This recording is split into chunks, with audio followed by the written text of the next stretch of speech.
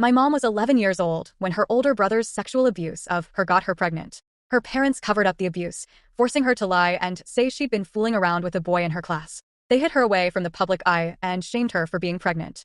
She begged to be allowed to abort me, but her parents denied her access to an abortion. Childbirth left her disabled. To this day, she has chronic pain in her hips and walks with a cane. Her parents adopted me and raised me as their own, believing my mother and father were my older siblings. My mother was sent to a boarding school, but on break, she was forced to live in the same household as her abuser and the product of that abuse until she left home at 18. I found out the truth a year ago, when I turned 18. Suddenly, a lot of things started to make sense.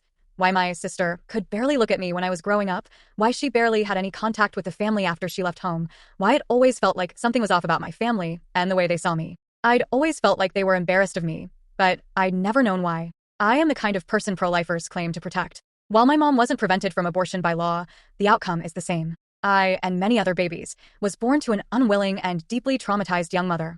I was born a reminder of abuse, a shameful family secret. When an unwanted pregnancy occurs after abuse, this is the outcome many pro-lifers hope for. This is the outcome the Texas Heartbeat Bill intends to enforce. I'm one of the lucky ones. I found out at 18 when I had the capacity to process it. My mom sought mental health care in her adulthood, and we've developed a positive relationship in the last year. I wasn't raised by a resentful mother, bounced between begrudging family members, or put in foster care.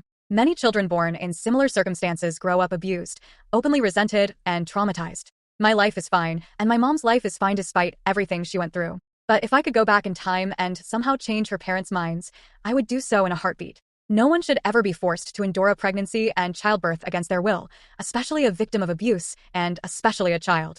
No one should have the right to violate another person's body like that. Yes, I am grateful for the life I have, but quite frankly, I should never have been born.